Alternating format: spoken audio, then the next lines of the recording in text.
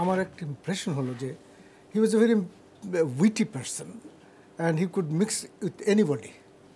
আমি দেখছি আমার ট্রুপসের সাথে যেভাবে নাকি সে কথাবার্তা, গায়ে হাত দিয়ে কথা বলা, তাদের বিষয়ে জানাশোনা, এমনভাবে সে মিলেমিশে কথা বলতেছিল অ্যাজ ইফ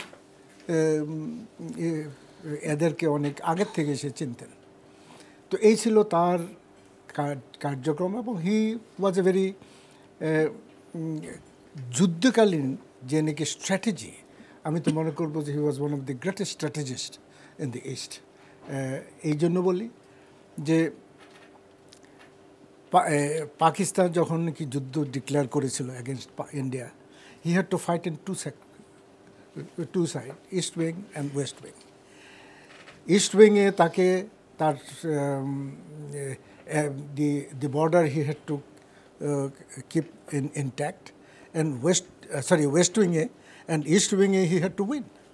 সে দুইটা যুদ্ধেই দুইটা জায়গাতেই সে অত্যন্ত সাথে অত্যন্ত ভালোভাবে যুদ্ধ করেছে এবং পরিচালনা করেছে।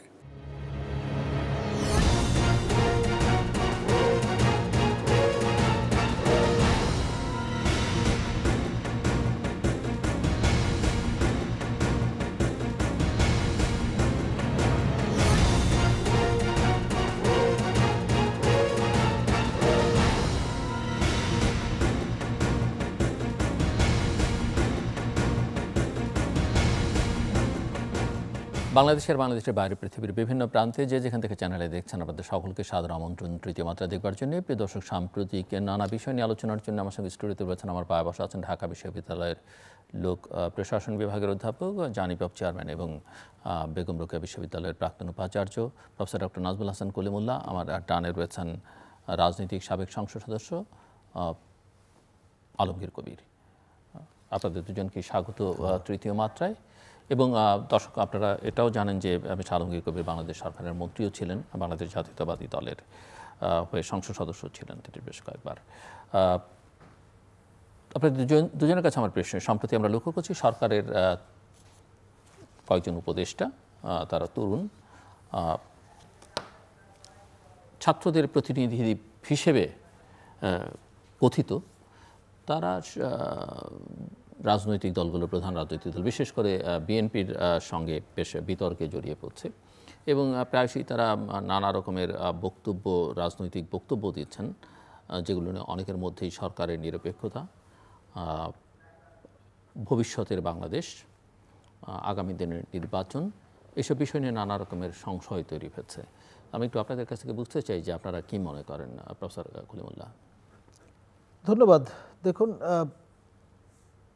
মানে ঠাকুর ঘরে কেড়ে আমি কলা খাই না, এই যে ঘোমটাটা সেটা কিন্তু সরে যাচ্ছে এবং পক্ষে বিপক্ষে যে আর্গুমেন্টগুলো খেয়াল করে দেখেন, আমাদের প্রধান রাজনৈতিক দল বাংলাদেশ জাতীয়তাবাদী দল বিএনপির মহাসচিব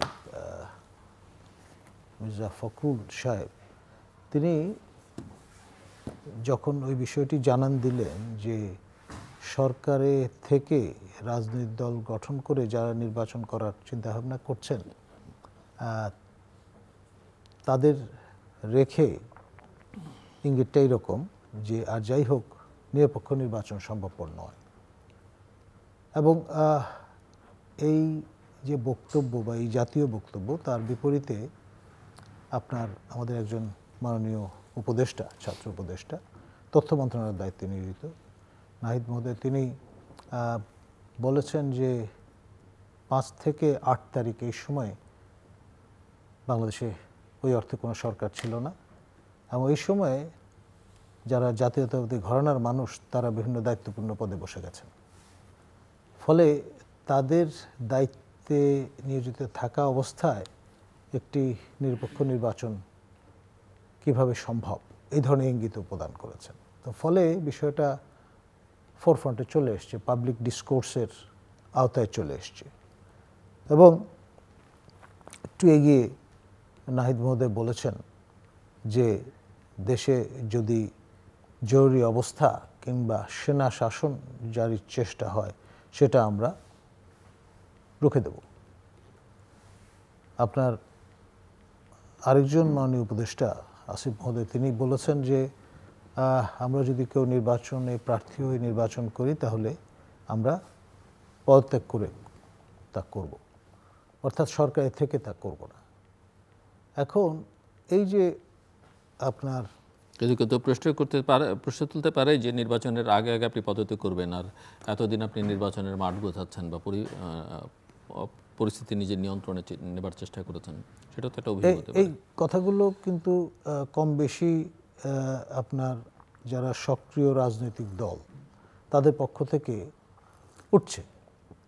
আপনার সেটা হাত পাখার চরমোনাই যারা অনুসারী তারা বলুন, কিংবা আপনার জামাতে ইসলামী বাংলাদেশ বলুন, বা অন্য বাম ঘরানার যারা আছেন তারাও কম বেশি একই ধরনের প্রশ্ন উত্থাপন করছেন।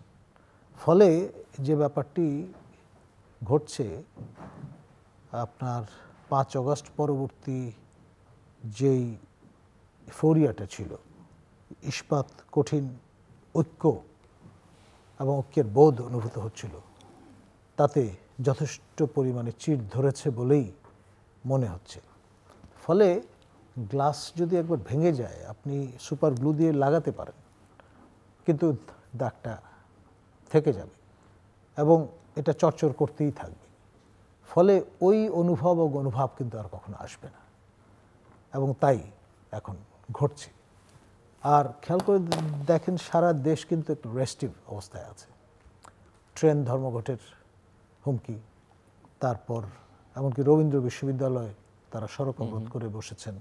7 কলেজ তো রাজধানীর নিয়ন্ত্রণ প্রায় নিয়ে নিয়েছেন, এরকম একটি অবস্থা।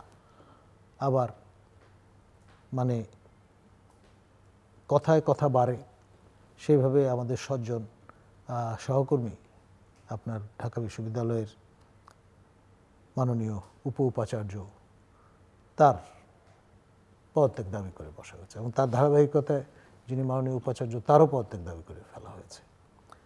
আবার দুঃখ প্রকাশকে ক্ষমা প্রার্থনা হিসেবে দেখা হচ্ছে না, মানে দুটো সিমেন্টিক্স তো আলাদা। তো সেই ধরনের বিষয়গুলো ঘটছে।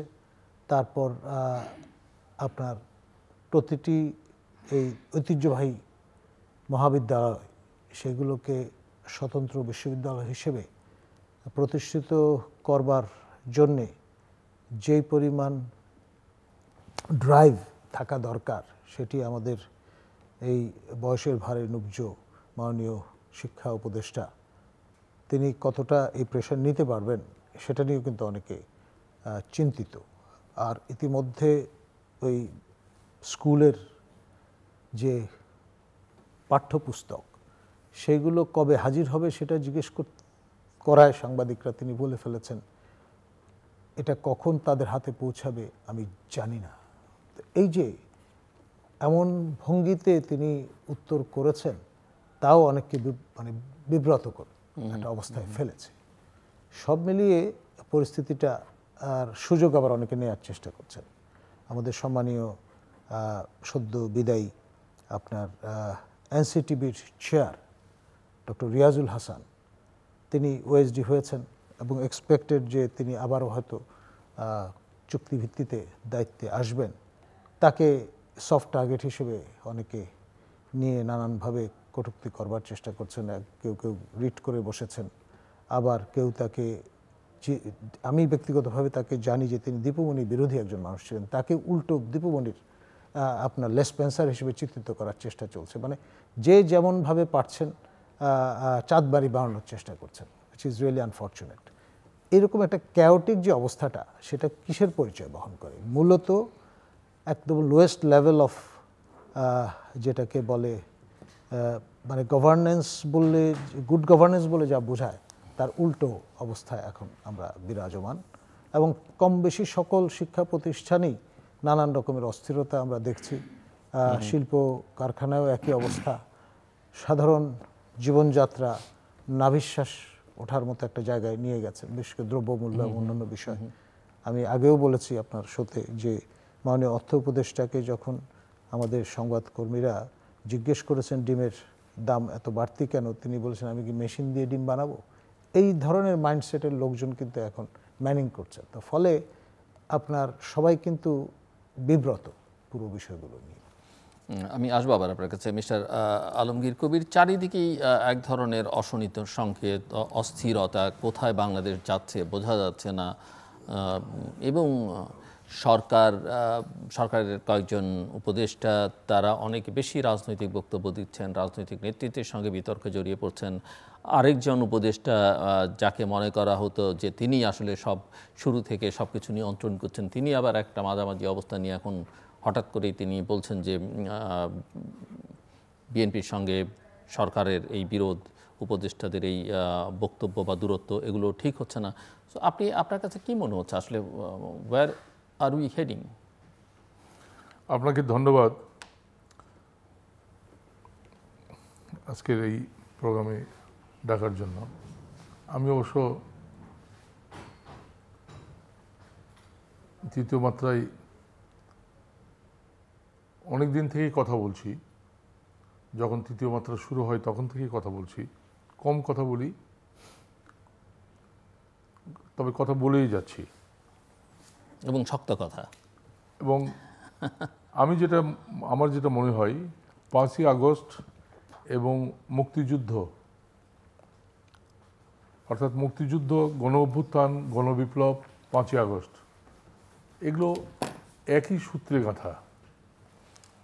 এবং এই জাতি গঠনে, এই দেশের উত্থানে, গণতন্ত্র, মানবাধিকার,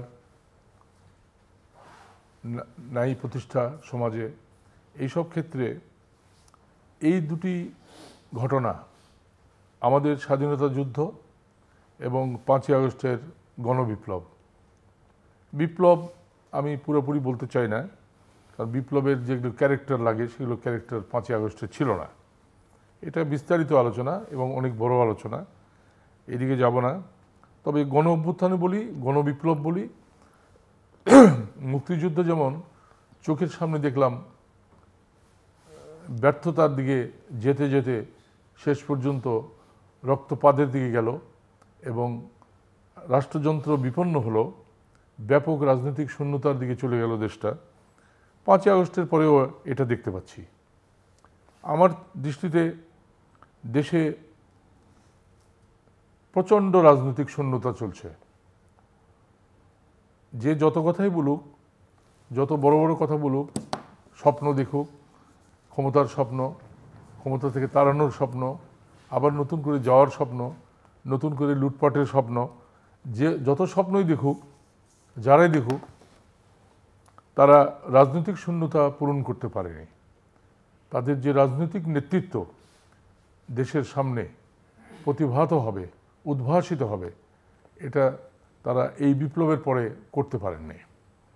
আর উপদেষ্টা পরিষদ হচ্ছে সুবিধাবাদী, অরাজনৈতিক, স্বার্থপর, আত্মকেন্দ্রিক, লক্ষ্যহীন, ভীতু, দুর্বল মানুষদের একটা মন্ত্রণা সভা আমি বলতে পারি।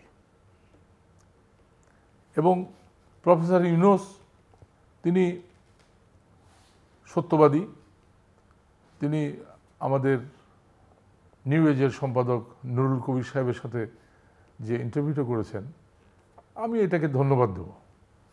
কারণ এই কথা বলার সাহস রাজনীতিকদের ছিল না এই দেশে। রাজনীতিকরা এই কথাগুলো, সত্য কথাগুলো স্পষ্ট উচ্চারণ করতে পারেনি। কিন্তু Yunus, professor Yunus, doctor Yunus Nobel বিজয়ী, এবং তিনি তার দুর্বলতা, সহজ সরল শিশুসুলভ স্বীকারোক্তি তিনি জাতির সামনে করেছেন। কিন্তু এতে করে মানুষের আস্থার একটা সংকট তৈরি হয় না? সরকার মানে মানুষ তো সরকারে যে থাকবে, ক্ষমতায় যে থাকবে, তাকে একটু শক্ত সামর্থ্য দেখতে চায় এবং যে কোনো সংকটে দেশকে রক্ষা করতে পারবে। কিন্তু মানুষ বিশ্বাস করার মতো মানুষও খোঁজে।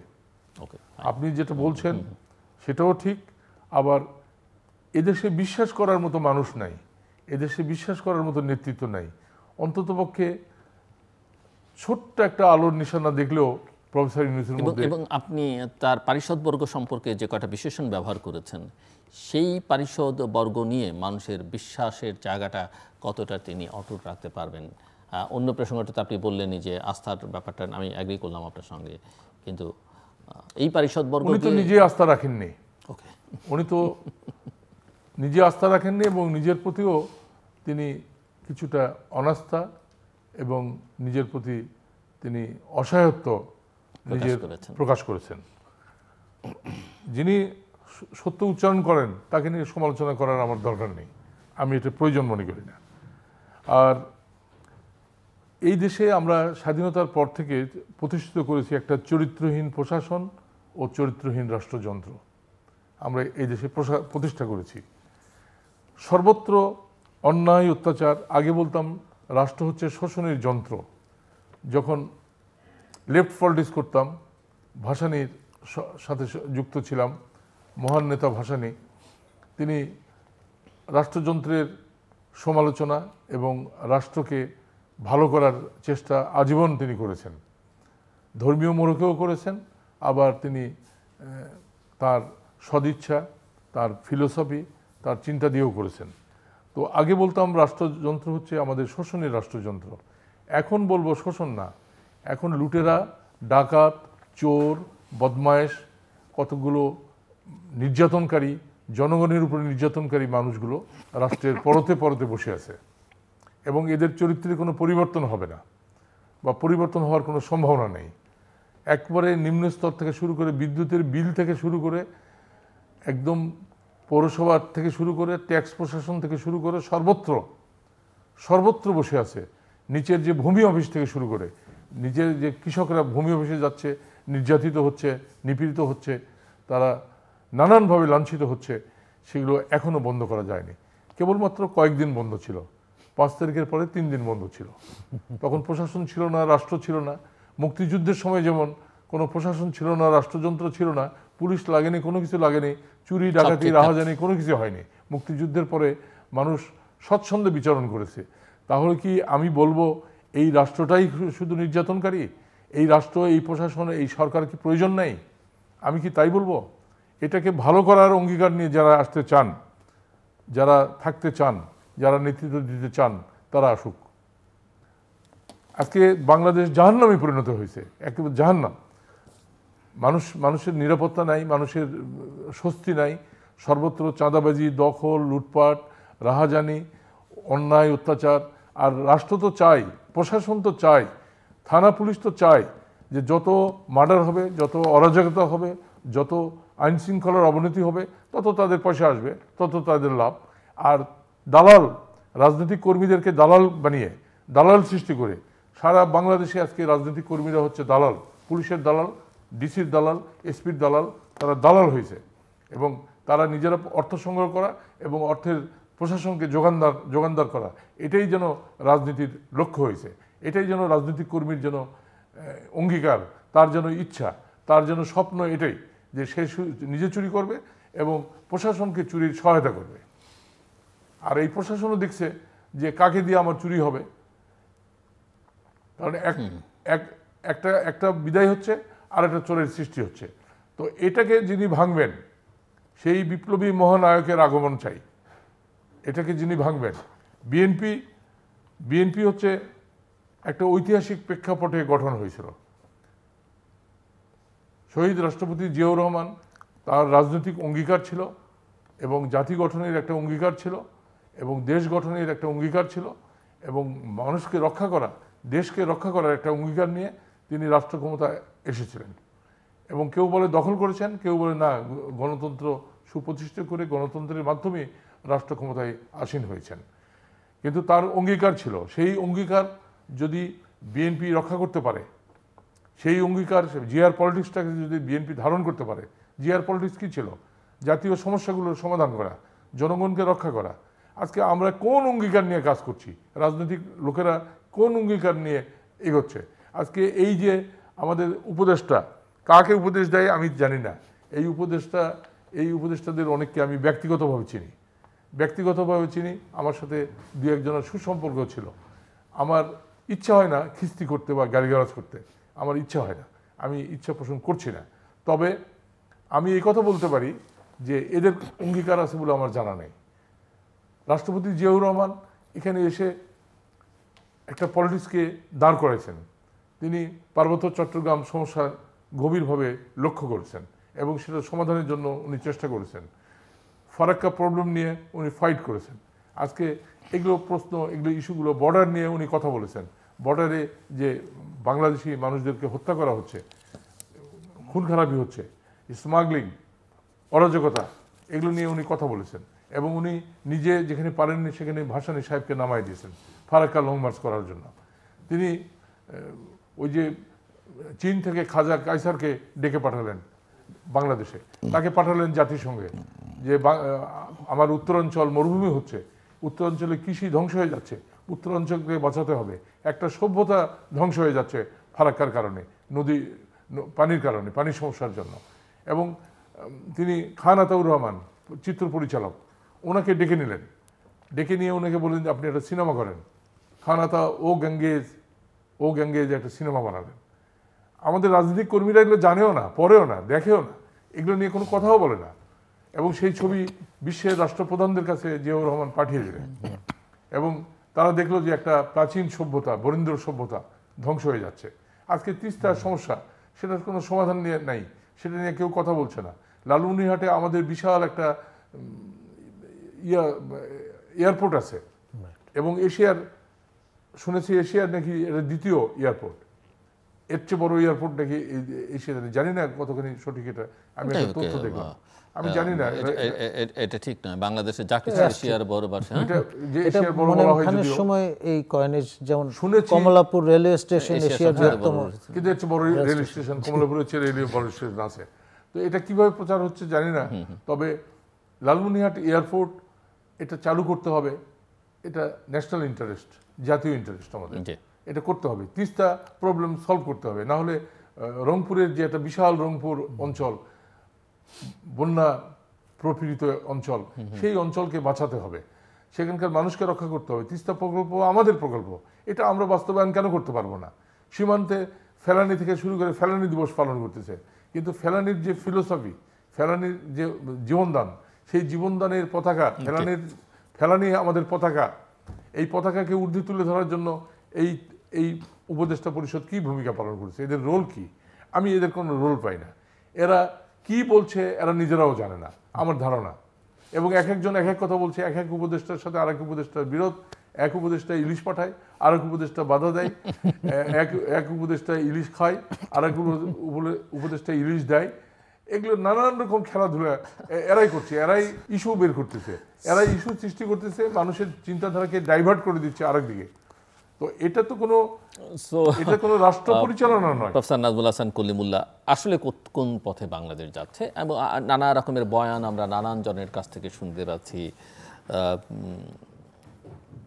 এবং যে কথা মির্জা ফখরুল ইসলাম আলমগীর নির্বাচন সম্পর্কে বলেছেন, যে এটা দরকার হলে আর একটা নিরপেক্ষ সরকার দরকার হবে নির্বাচন করতে, কারণ এই সরকার নিরপেক্ষতা নানা ক্ষেত্রে প্রশ্নবিদ্ধ হচ্ছে, এবং কোনো রকমের সিদ্ধান্ত ছাড়াই যখন তারা বলছেন যে আওয়ামী লীগকে নির্বাচন করতে দেবেন না সরকারের থেকে, সেটাও একটা প্রশ্ন।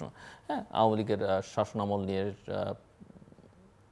সবাই আমরা সাফার করেছি, সবাই কথা বলেছি, স্বৈরাচারকে আমরা সবাই বিদায় করতে চেয়েছি, বিদায় হয়েছে, পালিয়ে গেছে, যেভাবেই বলি না কেন। তাদের কোনো নৈতিক মনোবলও নেই সাহস করে সামনে এসে দাঁড়াবে। কিন্তু যখন নির্বাচনের প্রশ্ন আসবে, যখন এটার একটা গ্রহণযোগ্যতার প্রশ্ন দেশে আসবে, তখন আপনি সেটাকে কিভাবে ডিল করবেন, দ্যাটস অ্যানাদার ইস্যু। সো আমি যেটা বুঝতে চাই আপনার কাছে, আসলে কোন দিকে বাংলাদেশ যাচ্ছে, এবং সেখানে আমাদের ডোমেস্টিক পলিটিক্সের ইস্যু আছে, রিজিওনাল পলিটিক্সের ইস্যু আছে, এবং গ্লোবাল কনটেক্সটটাও মাথায় রাখতে হবে। দেখুন, এক অনিশ্চিত গন্তব্যের অভিমুখে আমরা এখন একটা অভিযাত্রায় আছি। আপনার পরাশক্তির যে হেলম অফ অ্যাফেয়ার্স যারা দেখবেন, সেখানে পরিবর্তন এসছে। ডেমোক্র্যাট প্রশাসনের স্থান নিয়ে নিয়েছে রিপাবলিকানরা। আপনার সিনেট বলুন, হাউস অফ কংগ্রেস বলুন, হোয়াইট হাউস বলুন, সর্বত্র তাদের জয় জয়াকার। এবং আমাদের সঙ্গে আপনার যে প্রশাসনটি ওতপ্রোতভাবে যুক্ত ছিল, আপনার মার্কিন প্রশাসনের, মার্শা বার্নিকাট ফর এক্সাম্পল, তিনি বিদায় নিয়েছেন। যার সঙ্গে শোতে যুক্ত হয়ে আপনি শুধুমাত্র বাংলাদেশ নন্দিত, বিশ্বনন্দিত হয়েছেন আপনার ডোনাল্ড লু মহোদয়, তিনি বাড়ি চলে গেছেন 17 তারিখে দায়িত্ব একদম শেষ করেছেন। জি। বেশি দিন হয়নি। এবং লম্বা সময় ধরে বাংলার জনগণ অধীর আগ্রহে অপেক্ষায় থাকতো কবে লু হাওয়া আসবে, ঝড় উঠবে এবং হাসিনা বিদায় নেবেন। এই যে অবস্থাটা দোলাচল, তো এই যে প্রশাসন এর পরিবর্তন, এটার ইম্প্যাক্টটা কি? আমাদের ডক্টর বদিউল আলম মজুমদার সম্ভবত ক্যান্ডেল লাইট ডিনারের আয়োজন করেছিলেন মার্শা বার্নিকাটের জন্য, যেটি তার শ্যালক প্রভু পছন্দ করেননি। স্থানীয় সংসদ সদস্য এবং তার যারা অনুবর্তী তাদেরকে খোঁজ খবর দেয়ায় তারা তেরে এসেছিলেন। এবং এরকমের ইনসিডেন্ট বাংলাদেশে এর আগে একবার হয়েছিল। আপনার ভারতের মাননীয় হাই কমিশনার আপনার সমর সেনের ক্ষেত্রে তাকে অ্যাবডাক্ট করার চেষ্টা হয়েছিল, সেটি ব্যর্থ হয়েছিল। জাতীয় সমাজতান্ত্রিক দলের আমাদের সহকর্মী প্রফেসর আনোয়ার হোসেনও তার মধ্যে অন্যতম অ্যাবডাক্টর হিসেবে চিহ্নিত ছিলেন। তো যাই হোক, এই ঘটনাটি এক ধরনের মনোজাগতিক আলোড়ন তৈরি করেছে মার্কিন প্রশাসনে। তারা কিন্তু সেই অর্থে সেই রকমভাবে রিয়াকশনটা দেখাননি যেটা এক্সপেক্টেড ছিল। ইরানের মতো পরিস্থিতি হতে পারত, সেটা হয়নি। তার বদলে যেটি হয়েছে রেজিম চেঞ্জের দিকে ক্রমে অগ্রসর হয়েছে পুরো ব্যাপারটি। এখন আপনার অভিষেক অনুষ্ঠানে আমাদের নোবেল লরেট তিনি কিন্তু আমন্ত্রিত হয়েছেন বলে আমার জানা নেই। এবং ভারতের প্রধানমন্ত্রী আমন্ত্রিত হননি, ভারতের পররাষ্ট্রমন্ত্রী তিনি যথেষ্ট গুরুত্বপূর্ণ জায়গায় সমাসীন ছিলেন, অন্তত ফটো সেশনে তাই দেখা গেছে। এবং অভিষেকোত্তর সময়ে নবনিযুক্ত সেক্রেটারি অফ স্টেট, তারপরে নিরাপত্তা উপদেষ্টা, তাদের সঙ্গে প্রথম যিনি বৈঠকটি করেছেন বহির্বিশ্বে, তার মধ্যে ভারতের পররাষ্ট্রমন্ত্রী মহোদয় জয়শঙ্কর তিনি ছিলেন। এবং সেই সঙ্গে কোয়াডের একটা বৈঠকও এক ফাঁকে করে নিয়েছেন। এবং এখন যেটা জানান দেওয়ার চেষ্টা চলছে যে বিদেশি কোনো রাষ্ট্র বা সরকার প্রধানের সঙ্গে যে বৈঠক ট্রাম্প মহোদয়ের ঘটতে চলেছে সেটি সম্ভবত মোদি মহোদয়ের সঙ্গে এইটা। আর এরপরে ফাঁক দিয়ে যে বিষয়টা এসছে সেটা হচ্ছে প্রেস ব্রিফিংয়ে ভারতের পররাষ্ট্রমন্ত্রী মহোদয় তিনি বলেছেন যে বাংলাদেশ প্রসঙ্গ ব্রিফলি আলোচনা হয়েছে, কিন্তু কি আলোচনা হয়েছে সেটি তিনি ডিপ্লোম্যাটিক নাইসিটি বজায় রেখে বলতে চাননি। তো এইরকম একটি প্রেক্ষিতে একটা বিষয় তো মোটামুটিভাবে বোঝা যাচ্ছে যে ভারত, বিশেষ করে ভারতীয় সেনাপ্রধানের বক্তব্য যদি আমরা সাম্প্রতিক কিংবা ভারতে নিযুক্ত যুক্তরাষ্ট্রের রাষ্ট্রদূতের বক্তব্য যদি আমরা বিবেচনা নিই, তারা একটা জায়গায় যে বাংলাদেশের গণতান্ত্রিক প্রক্রিয়া উত্তরণে দ্রুত যাওয়া দরকার সেটা তারা মনে করেন, অর্থাৎ নির্বাচন তারা দ্রুত মনে করেন। ইভেন বাংলাদেশে যিনি চার্জ অ্যাফেয়ার্স হিসেবে এসছেন তাকেও যে উদ্দেশ্য নিয়ে যে লক্ষ্য দিয়ে টাস্ক দিয়ে পাঠানো হচ্ছে সেটাও ওই একই লক্ষ্য আপনি বলছিলেন। তো যেটা এখানে লক্ষণীয় সেটি হচ্ছে এক্সিকিউটিভ যে অর্ডার আমাদের ট্রাম্প মহোদয় প্রদান করেছেন, তার অধীনে 90 দিনের জন্য বিদেশি সাহায্য কিন্তু স্থগিত হয়ে গেছে বাংলাদেশের নিরিখে। আর সব দেশের মতো এক্সেপশন ইসরায়েল, ইজিপ্ট আর বার্মা অ্যাক্টের কারণে রোহিঙ্গা। এইটি নিয়ে আবার আমাদের সরকারের পক্ষ থেকে এক ধরনের বাহাবা নেওয়ার একটা চেষ্টা চলেছে। আমার কাছে মনে হয়েছে এটি অসাধু একটা চেষ্টা, কারণ হচ্ছে এটা গ্লোবাল পলিসির অংশ এবং রিড্রয়িং অফ দ্য ম্যাপ ট্যাপ অন্যান্য বিষয়গুলো কিন্তু এর হাত ধরেই অগ্রসর হচ্ছে। তো সেখানে এইভাবে সস্তা জনপ্রিয়তা অর্জনের যে চেষ্টা, এটা থেকে বিরত থাকাটা দরকার ছিল। আমাদের মাননীয় পররাষ্ট্র উপদেষ্টা বরং যথেষ্ট ম্যাচুরিটির পরিচয় দিয়েছেন। তিনি জানান দিয়েছেন যে আমাদের দেখতে হবে সামনে কোন দিকে কী অবস্থায় যাচ্ছে, আমাদের জাতীয় স্বার্থ রক্ষা করবার চেষ্টা করতে হবে এই বিষয়টা। আর ভারতের মাননীয় সেনাপ্রধান সকল ধরনের পূর্ববর্তী যে দৃষ্টান্ত আছে তার বাইরে গিয়ে খোলামেলা বলে দিয়েছেন, যেই কথাটি বলবার কথা পররাষ্ট্রমন্ত্রীর কিংবা স্বরাষ্ট্রমন্ত্রীর বা প্রধানমন্ত্রী ভারতের, তিনি বলেছেন যে বাংলাদেশে নির্বাচিত সরকার যতক্ষণ না আসছে ততক্ষণ পর্যন্ত সার্বিক সম্পর্ক স্বাভাবিক হবে না। এখন মনে রাখতে হবে যে ফোর্ট উইলিয়াম ম্যাটার করে। ইস্টার্ন কমান্ড, বাংলাদেশ ৭১-এ ভারত জয় করেছিল লেফটেন্যান্ট জেনারেল জগজিৎ সিং অরোরার নেতৃত্বে, এবং সে কারণে এখন পর্যন্ত প্রতি বছর তারা আনুষ্ঠানিকভাবে ১৬ই ডিসেম্বর তাদের বিজয় দিবস হিসেবে, ইস্টার্ন কমান্ডের বিজয় দিবস হিসেবে তারা পালন করেন ঘটা করে। সেখানে উইথ ডিউ রেসপেক্ট, বাংলাদেশের কোনো স্পেস কিন্তু নেই। ভারতের সঙ্গে পাকিস্তানের যুদ্ধ এবং সেই যুদ্ধে পাকিস্তানের পরাজয়, মাশরেকে পাকিস্তানের পতন, তদস্থলে ভারতের এই প্রশাসনের এখানে বিজয়, সেটি সামরিক বেসামরিক সকল অর্থেই। এখন এখানটায় এই যে বক্তব্যটা, এটার সূত্র ধরে পরবর্তীতে আমরা যদি ফোরফ্রন্টে দেখি, ইস্টার্ন কমান্ড ম্যাটার করছে। আর আমাদের এখানটায় আমরা সবাই জানি যে সম্প্রতি আপনার আইএসআই কিংবা পাকিস্তানের সামরিক ডেলিগেশনকে জড়িয়ে নানান রকমের প্রেস রিপোর্টিং কিন্তু হয়েছে, এবং আমাদের নর্দার্ন শিল্ড বলে পরিচিত রংপুর, সেখানে ৩টি যে সেনানিবাস আছে আমাদের সহ আলোচক খুব ভালো করে জানেন, সৈয়দপুর কিংবা আমাদের ধাপে অবস্থিত যেই সেনানিবাস কিংবা আরেকটি কোলাহাটি, এই যে সেনানিবাসগুলো, তারপর আমাদের ফেনী নেক বলে পরিচিত যে অঞ্চল, তার সন্নিকটে যে নয়াবাজারে অবস্থিত আমাদের চট্টগ্রাম সেনানিবাস, ইত্যকার স্থাপনাগুলো শোনা যায় যে তারা ভিজিট করেছেন। আবার আমাদের সহকর্মী প্রফেসর শাহিদুজ্জামান যে উদার্ত আহ্বান জানিয়েছেন যে বাংলাদেশে যদি 2টি নিউক্লিয়ার ওয়ারহেড পাকিস্তান মোতায়েন করে, তার কন্ট্রোল পাকিস্তানের হাতে থাকবে, কিন্তু সয়েলটা হবে এখানে, এবং টার্গেট ডেফিনেটলি দিল্লি দূর অস্ত্র আর থাকবে না তখন সেইভাবে। এবং এই যে ডেলিগেশনটা এসছে, তারা কিন্তু টুক করে রূপপুরেও চলে গেছে, এবং সেখানে সম্ভাব্যতা যাচাই টাচাই ইত্যাদি নানান রকমের ওয়াইল্ড সব আপনার ইমাজিনেশন কিন্তু উত্থিত হয়েছে এর মধ্য দিয়ে, এবং আমাদের প্রতিবেশীরা ডেফিনেটলি খুব কমফোর্টেবল নয়।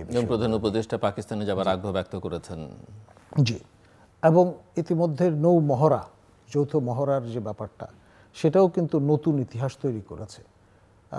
আপনার 1971-এর পরে গত 53 বছরে এই ধরনের যৌথ মহড়া ছিল অভাবিতপূর্ব একটা বিষয়। সেখানে আপনার এই মাসের 31 তারিখ পর্যন্ত বিএসএফ কিন্তু এক ধরনের সতর্কতা জারি করেছে আমাদের সীমান্তে। কেন এই সময়ে?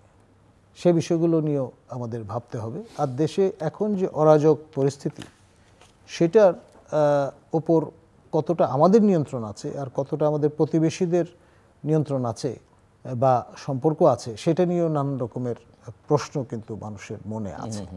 তো ফলে আমরা একটা বোন অফ কন্টেনশনে পরিণত হয়েছি। একটা সময় বলা হতো সুপার পাওয়ার রাইভেলারির আপনার প্রক্সি ওয়ারের ক্ষেত্র, এখন রিজিওনাল যে পাওয়ারগুলো আছে, প্রতিবেশী রাষ্ট্র ভারত, দূর প্রতিবেশী পাকিস্তান, আরেক প্রতিবেশী চীনের আপনার যে ব্যাকইয়ার্ড, আমরা সেখানটায় এই যে অবস্থাটা, সেইটি কিন্তু আর যাই হোক স্বস্তির পরিচয় বহন করে না। আর এরকম একটি পরিবেশ পরিস্থিতিতে আর যাই হোক ইনভেস্টমেন্ট কিন্তু হবে না। আরেকটা কথা আমি এই প্রসঙ্গে বলে রাখি, আপনার প্রফেসর ইউনূসের কাছ থেকে আমাদের যে প্রত্যাশাটা ছিল, সেইটি কতটা পরিপূরিত হবে আমার পিঞ্চ অফ সল্ট বড় প্রশ্নবোধক চিহ্ন আছে মনে। এই জন্যে যে উনি কিন্তু সোশ্যাল বিজনেসের প্রবক্তা, দান ধ্যান অনুকম্পা এবং আপনার অ্যালট্রুইজমের সঙ্গে যুক্ত এই বিষয়গুলো, যে ব্যাপকভাবে ইনভেস্টমেন্ট যেটাকে যেই অর্থে আমরা বলি, সেইটি অ্যাট্রাক্ট করবার জন্যে তিনি কতটা আপনার আকর্ষণীয় ব্যক্তিত্ব হিসেবে ওই যারা বিনিয়োগকারী তাদের কাছে পরিচিত বা আস্থার একজন প্রতীক, সেটা নিয়ে আমার বড় সন্দেহ আছে। Thank you. আমি আবার আসবো আপনার কাছে। মিস্টার আলমগীর কবির শুনছিলেন এবং অত্যন্ত বড় একটা ল্যান্ডস্কেপের মধ্যে পুরো আলোচনাটাকে ফেলে দিয়েছেন professor Kalimullah. So as a politician আপনি কি দেখেন?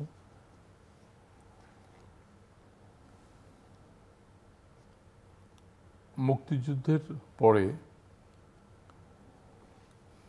এশিয়ায় অস্ত্র প্রতিযোগিতার রূপকাঠামো একরকম ছিল, এখন এই রূপকাঠামোটা অনেকটা বদলে গেছে। অস্ত্র প্রতিযোগিতার যে প্রাথমিক কাজ এই অঞ্চলে দক্ষিণ পূর্ব এশিয়ায়, এই প্রাথমিক কাজটা সম্পন্ন হয়ে গেছে। এখন এটা সামনে আসছে।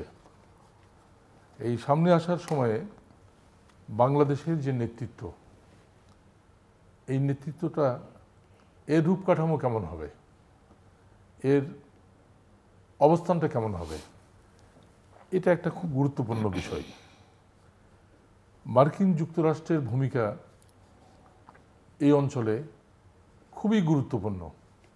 এটাকে যারা তুচ্ছ এবং তাচ্ছিল্যভাবে দেখে বা যারা সস্তা স্লোগানে বিশ্বাস করে, সস্তা স্লোগান দিয়ে যারা এখানকার এই অঞ্চলের নিরাপত্তার বিষয়গুলোকে উপেক্ষা করে নিজেদের যে দালালি চরিত্র, নিজেদের যে কি বলবো দুর্বল চরিত্র, সেটাকে আড়াল করার যে প্রচেষ্টা, সেটা এই জাতি রক্ষা দেশ রক্ষায় খুব সহায়ক ভূমিকা পালন করবে না। বিশেষ করে যুক্তরাষ্ট্র এখন যেটা করে সেটাই যে করবে, পরে চেঞ্জ হবে না, এটা মনে করার কোনো কারণ নেই। আমাদের মুক্তিযুদ্ধে আমাদের ভাইজানরা বলে যে যুক্তরাষ্ট্র আমাদের মুক্তিযুদ্ধের বিরোধিতা করেছে। আমি সামান্য পড়াশোনা করেছি, সামান্য জ্ঞান আমার জ্ঞানও বেশি না, আমি দাবিও করি না। আমি দেখেছি যে যুক্তরাষ্ট্র মুক্তিযুদ্ধে সর্বাত্মক সহযোগিতা করেছে। পাকিস্তানের সাথে একটা চুক্তি ছিল, সেই চুক্তির কারণে যতটা সামনে আসার দরকার নেই ততটা আসেনি, যতটা আসা দরকার আসছে। ইসরায়েলের মাধ্যমে আমাদের অস্ত্র সাহায্য দিচ্ছে ইন্ডিয়াকে দিয়ে, আমার কাছে এই ডকুমেন্ট আছে। তো মার্কিন যুক্তরাষ্ট্রকে এই সামান্য পড়াশোনা দিয়ে আর সামান্য কূটনৈতিক বুদ্ধি দিয়ে, ইভেন ভারতে যে আমাদের শরণার্থীরা ছিল সেখানে যে মানবিক সাহায্যগুলো, অর্থনৈতিক সাহায্য, সেটাও করেছে, প্রচুর করেছে। বরং এই কথাটা সামনে আসেনি যে ৭১ সালে মুক্তিযুদ্ধে মার্কিন এবং এখন যারা এই যে দ্বিতীয় স্বাধীনতার কথা বলছেন বা প্রথম স্বাধীনতা, যেটা অনেকেই মনে করেন যে শেখ মুজিবুর রহমান ভারতীয় সৈন্যদের প্রত্যাহারে বা চলে যেতে বাধ্য করেছিলেন এবং ইন্দিরা গান্ধীও একসময় একমত, সেটাও কিন্তু ইতিহাস বলে যে মার্কিন যুক্তরাষ্ট্রের চাপে এটা শর্ত ছিল যে স্বীকৃতি পেতে হলে ভারতীয় মুজিবকে দেখানো হয় বিরাট পার্সোনালিটি হিসেবে, যে মুজিব বলেছে ইন্দিরা গান্ধীকে ইন্ডিয়ান আর্মি চলে গেছে। ইন্ডিয়ান আর্মি কি কারণে গেছে সেটা তো ডকুমেন্ট আছে। যুক্তরাষ্ট্রের স্বীকৃতির একটা বড় শর্তের জায়গা ছিল, ব্রিটেনের রোল আছে। ব্রিটেন জুলফিকার আলী ভুট্টোর কৃতিত্ব এটা। আমি কাউকে কৃতিত্ব দিব না, একটা দেশকে কৃতিত্ব দিতে চাই বা দুটো দেশকে কৃতিত্ব দিতে চাই।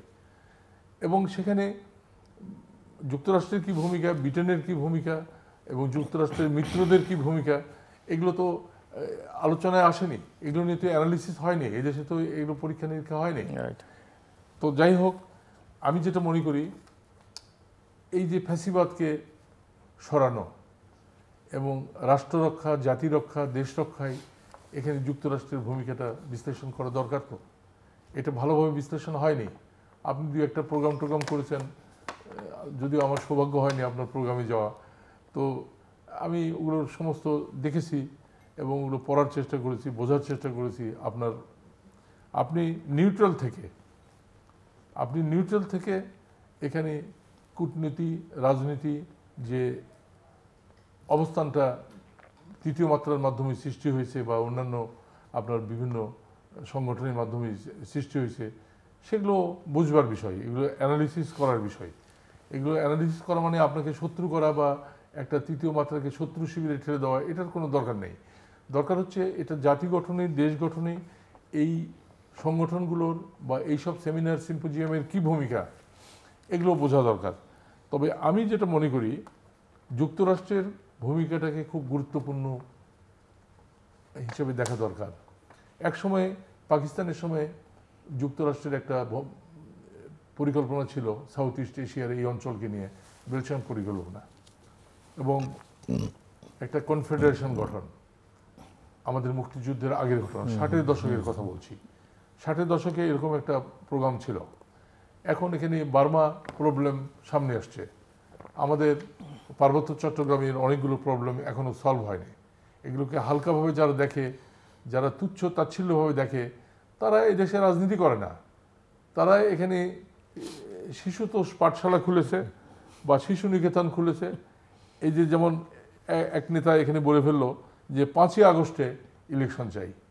5ই আগস্ট একটা অভ্যুত্থান দিবস, এখানে একটা বিপ্লব সংগঠিত হয়েছে, সেটাকে ইলেকশন ডে হিসেবে নেওয়ার, তারা কি ভেবেচিন্তে কথা বলেন?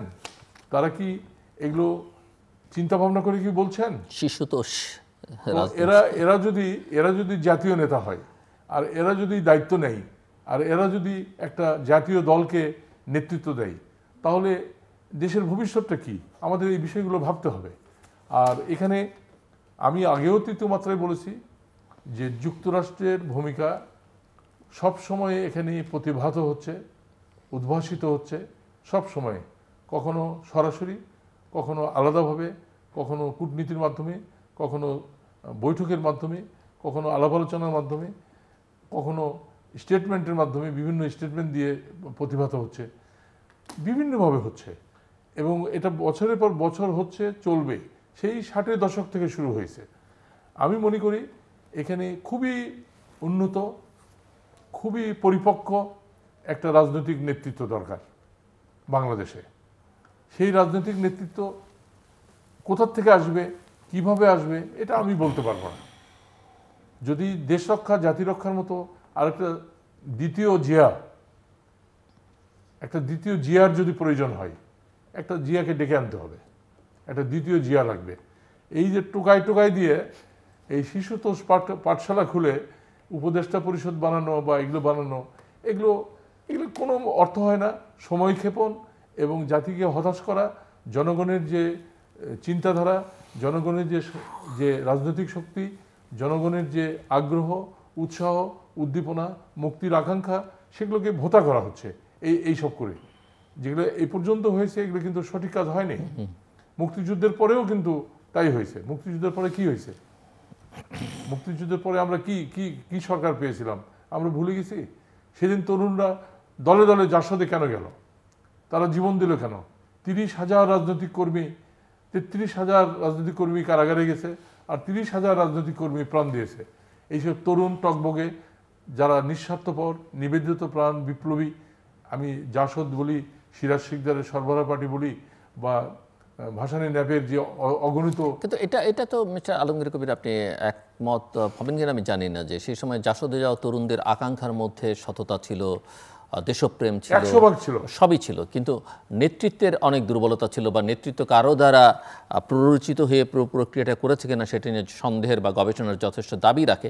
একইভাবে এই জুলাই আগস্টে বাংলাদেশের তরুণদের, ছাত্রদের যে আকাঙ্ক্ষা, স্বপ্ন, সেটাকে কতিপয় তাদের নেতা বা তাদের ছাত্রদের নামে যে নেতৃত্ব, তারা মোটামুটি একেবারেই ভুলুণ্ঠিত বা ভিন্ন পথে প্রবাহিত করছে, একইভাবে হতাশ করছে, যেটা 72 সালের অক্টোবরে তৈরি হওয়া জাসদ করেছিল। আপনি এগ্রি করেন? আমি সম্পূর্ণ একমত আপনার সাথে। একমত হবো না কেন? এটা তো সারা দেশ একমত হবে, সারা জাতি একমত হবে। আমরা তো মুক্তিযোদ্ধা, আমি মুক্তিযুদ্ধ করেছি। সেই মুক্তিযুদ্ধ কোথায় নিয়ে গেছি? আমরা ভুয়া মুক্তিযোদ্ধায় দেশ ভরাই দিছি। আমরা মুক্তিযোদ্ধাদেরকে একটা সুবিধাবাদী শ্রেণীতে, একটা ঘৃণিত, ধিকৃত একটা শক্তিতে পরিণত করেছি। কারা করেছে এটা? ভারতীয় আর্মি চলে গেছে। ভারতীয় আর্মি চলে যাওয়ার পরে কাদের মাথায় খেললো ভারতীয় বাহিনী গঠন করতে হবে এখানে মুজিববাদীদের দিয়ে, এবং সেটা গঠন হলো জাসদ নিধনের জন্য রক্ষী বাহিনী। জাসদ রক্ষী বাহিনী কি? রক্ষী বাহিনী ভারতের পোশাক, ভারতের বুট, ভারতের মোজা, ভারতের পোশাক, ভারতের সব নিয়ে জাসদ নিধনের জন্য এবং দেশপ্রেমিক শক্তিকে ধ্বংস করার জন্য রক্ষী বাহিনী করা হলো। অর্থাৎ এটা দ্বিতীয় ভারতীয় বাহিনী। আমি আসছি আপনার সেটাকে কাছে। আবার অ্যাবজর্ব করা হলো আর্মিতে এক ঘোষণায়। এবং অ্যাবজর্ব করে তাদেরকে মানে এক্ষুনি আমি লাভ চাই, রাষ্ট্র ক্ষমতায় থাকার জন্য বা যাওয়ার জন্য আমি এক্ষুনি লাভ চাই। আমার লক্ষ্য, আমার জাতি গঠনে, দেশ গঠনের লক্ষ্য, আমার সেনাবাহিনীকে উদ্ভাসিত করা, সেনাবাহিনীকে জাতি গঠনের কাজে লাগানো, সেনাবাহিনীকে জাতির এই জাতির উত্থানের যে উষালগ্নে যে সেনাবাহিনী ছিল সেই সেনাবাহিনীকে সামনে নিয়ে আসা, তাদের কাজ দেওয়া, তাদের দায়িত্ব দেওয়া, তাদের চরিত্র নষ্ট না করা, তাদেরকে এই জাতির শ্রেষ্ঠ সন্তান হিসাবে তাদেরকে সামনে আনা, এই কাজটা কি হয়েছে স্বাধীনতার পর থেকে? কখনো হয়নি। জি, আমি আসছি আবার আপনার কাছে। প্রফেসর কলিমুল্লাহ, একটু আমি আপনার কাছে শুনতে চাই, সামনের দিনগুলো আপনি কি দেখেন? আসলে অনেক রকমের আলোচনা, আমরা সংস্কার চাই, সংস্কার করতে হবে, কমিশন হয়েছে, কিছু কমিশন রিপোর্ট দিয়েছে, কিছু কমিশন এখনো দেয়নি, সেগুলো নিয়ে জনমনে মিশ্র প্রতিক্রিয়া আছে। ছোট ছোট নতুন রাজনৈতিক শক্তির তৈরি হচ্ছে, কিছু কিছু গড়বার কথা বলা হচ্ছে, কিছু কিছু রাজনীতির নামে অরাজনৈতিক প্ল্যাটফর্ম আমি জানি না তৈরি হচ্ছে, এবং মোটামুটি সবাই একই সুরে কথাবার্তা বলছে। আবার মেইন স্ট্রিম পলিটিক্যাল পার্টিগুলোর মধ্যে যারা একটু শীর্ষে অবস্থান করছে তাদের এক রকমের অবস্থান, কারো কারো সংস্কার না নির্বাচন, আর নির্বাচন হলে সেই নির্বাচন কবে, আর না হলেই কি হবে। আমি ওভারঅল সব কিছু মিলিয়ে একটু আপনার কাছ থেকে বলতে চাই যে আপনি আগামী 1-1.5 বছর, আমি যদি বলি জুন 2026 পর্যন্ত, আমি ডিসেম্বরও বলছি না, অক্টোবরও বলছি না, অগাস্টও বলছি না, একেবারেই এখন পর্যন্ত সরকারের লোকজন যা বলেছেন, যদিও কেউ কেউ মনে করেন যে সংবিধান অনুযায়ী শেখ হাসিনা সরকার যেখানে শুরু করেছিলেন, যেখানে তার শেষ করবার কথা ছিল সেখানে গিয়ে শেষ করতে হবে, সেখানে গিয়ে শেষ করতে হবে। তো আপনি কি মনে করেন আসলে? দেখুন, অনেক কিছুই নির্ভর করবে দেশের বাইরের শক্তি নিশ্চয় কি ভাবছেন। ওয়াশিংটন, দিল্লি স্পেসিফিক্যালি, এবং সেই সঙ্গে আপনার মস্কো এবং বেইজিং এবং ইসলামাবাদ, এই যে ক্যাপিটালগুলো, মেট্রোপলিস, অনেকাংশেই প্রভাবিত করবে স্যাটেলাইটের গতিপথটা কেমন হবে। রোহিঙ্গা এটা দুইধারী তরবারির মতো আমাদের জন্য, ডেমোক্রেসিস সোর্ডের মতো, এবং সেটা যে কত গুরুত্বপূর্ণ একটা ইস্যু এই মার্কিন এক্সেপশন থেকে সেটা বুঝতে পারছেন। Israel, Egypt and Rohingya. রিড্রয়িং of the map যে মাইন্ডসেটের মধ্যে আমাদের ট্রাম্প সাহেবের আছে, খোলামেলা বলে ফেলেছেন, স্পেল আউট করেছেন।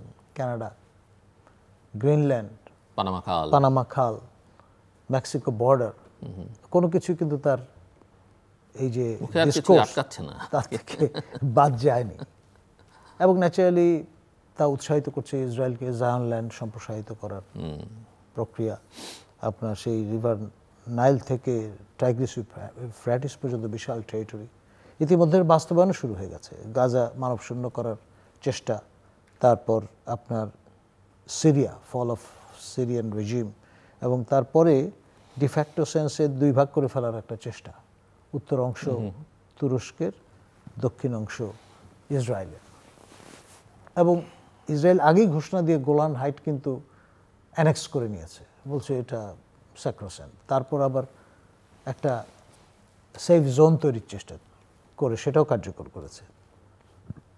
আর রিড্রয়িং যদি ঘটে আফটার 2025, কুর্দিস্তান নামে নতুন একটি দেশ, বিভিন্ন দেশ থেকে কার্ভ আউট করে টেরিটরি, সেটা কিন্তু গঠিত হতে চলেছে। আর আমাদের সাউথ এশিয়ায়ও আপনার ডেফিনেটলি তার একটা প্রভাব পড়বে। এখন এই যে রিইউনিফিকেশন অফ ইন্ডিয়া, সেই লক্ষ্যে একটা অ্যাসোসিয়েশনও গঠিত হয়েছে, সেটা জোরে সোরে কার্যক্রমও পরিচালনা করছে। দিল্লির সন্নিকটে আপনার অফিসও সংস্থাপিত হয়েছে, এবং অনলাইনে প্রচারণা তো চলছেই, সেই শকুনির দেশ থেকে শুরু করে বাংলাদেশ পর্যন্ত পুরো টেরিটরি নিয়ে। তো সব মিলিয়ে এক ধরনের অনিশ্চিত গন্তব্যের কথা আমি বলেছি, সেটি নিশ্চিত, এতে কোনো সন্দেহ নেই। আর যারা এই বিষয়গুলো নিয়ে নড়াচড়া করছেন, তারা কতটা ম্যাচিওর এবং কতটা ফার্স্ট সাইট সম্পন্ন, সেটা নিয়ে with a pinch of salt বিবেচনা করতে হবে। এখন হযরত মুসা আলাইহিস সালাম তিনি যখন শৈশবে, তখন তিনি আসলেই শিশুসুলভ আচরণ করেন কি করেন না সেটা পরখ করার জন্য জ্বলন্ত অঙ্গার তাকে দিয়ে দেওয়ার জন্য মুখে নিয়ে নিয়েছিলেন। সেই কারণে তিনি কিন্তু কথা বলতে কষ্টবোধ করতেন, মানে তোতলাতেন এনিওয়ে। তো এই যে অবস্থাটা, ম্যাচিওর হয়েছেন তিনি পরবর্তীতে, কিন্তু একটা প্রক্রিয়ার মধ্য দিয়ে, সেই পরিমাণ সময় কি আমরা অ্যাফোর্ড করতে পারি এই ক্রান্তি লগ্নে? এই প্রশ্নটাও কিন্তু ফোরফ্রন্টে আসবে। আর আমি অনলাইন শোতে একটু মজা করেই সার্কাস্টিক্যালি আমি বলেছি উজিরে খামাখা। এটা দেখলাম বেশ ভালো কারেন্সি পেয়ে গেছে। আপনার মাসুদ সাহেব থেকে শুরু করে পান্না অনেকেই এটা ব্যবহার করা শুরু করেছেন। তো এইটা আসলে কি পরিচয় বহন করে? এবং এই উজিরে খামাখা যাকে বলা হচ্ছে, দপ্তরবিহীন মাননীয় উপদেষ্টা, তিনি সুপার উপদেষ্টা বলেও পরিচিত এবং বিশ্ব দরবারে তাকে মাস্টার মাইন্ড বলেই পরিচয় করিয়ে দিয়েছেন আমাদের নোবেল লরেট প্রফেসর ইউনুস ক্লিন্টনের দরবারে। এখন তিনি খোলামেলা বলছেন যে আওয়ামী লীগকে নির্বাচনে অংশগ্রহণ করতে দেয়া যাবে না। এটা তো একটা স্টেট পলিসি এবং সেটা রেফারেন্স কিন্তু আমাদের মাননীয় প্রধান নির্বাচন কমিশনার, নবগঠিত কমিশনের সদস্যরাও বলছেন যে সরকার যদি, কন্ডিশন হচ্ছে আওয়ামী লীগ অংশগ্রহণ করতে পারবে প্রোভাইডেড সংস্কার কমিশন এবং সরকার যদি সেই নিরিখে সুপারিশ হাজির করে। আবার মজার ব্যাপার হচ্ছে কদিন হয়নি ডক্টর বদিউল আলম মজুমদারের এই যে সংস্কার কমিশন সুপারিশ ফরফ্রন্টে এসছে, কমিশন কিন্তু ডিফার করা শুরু করেছেন। আমাদের নির্বাচন কমিশনের পক্ষ থেকে বেশ কিছু রিজার্ভেশন ব্যক্ত করা হয়েছে। তো সব মিলিয়ে আসলে ওই যে একটা ডিজায়ারে এটা প্রিভেইল করছে। আলমগীর কবির, খুব ছোট্ট করে ক্লোজিং রিমার্কস।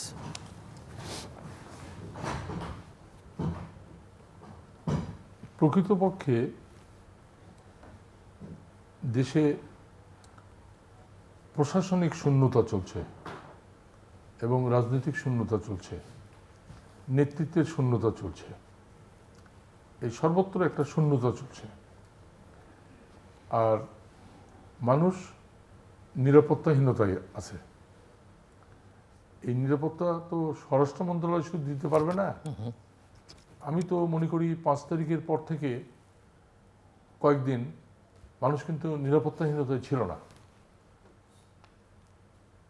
দেশে সরকার শুধু তাই কেন, আজকে দ্রব্যমূল্য নিয়ে এত কথা বলি, ওই সময়টা তো 5 তারিখের পরে হঠাৎ করে খুবই কমে গেল, কয়েকদিন থাকলো। অর্থাৎ রাষ্ট্র কি শুধু কতগুলো লোক লুটেরা, লুটপাটকারী এদের সংগঠন? রাষ্ট্র তো মানুষের কল্যাণের জন্য। এখন ঘুষ পুরো দস্তুর চলছে, আগের চেয়ে ঘুষ বেড়ে গেছে আরো। এই প্রশাসনিক দুর্নীতি, লুটপাট, রাহাজানি এগুলো বেড়ে গেছে। তাহলে আমাদের নেতৃত্ব, এখন তো নেতৃত্ব দিচ্ছে যে সরকার, দেশের নেতৃত্ব দিচ্ছে প্রফেসর ইউনূস, তার নেতৃত্বের দিকেই তো আমরা তাকাই আছি। তাকে সহযোগিতা সবাই করেছে, সবাই সহযোগিতা করেছে শুরুতে, তার বিপক্ষ লোকেরাও করেছে। ইভেন আমার জানা মতে অসংখ্য আওয়ামী লীগের লোকজন এই বিপ্লবকে সমর্থন করেছে এবং এই বিপ্লবের সাথে তারা একাত্মতা প্রকাশ করেছে। বাবা এমপি, ছেলে গেছে, মেয়ে গেছে মিছিলে মাকে সাথে নিয়ে, এরকম ঘটনাও আমি জানি, আমার সামনে আছে।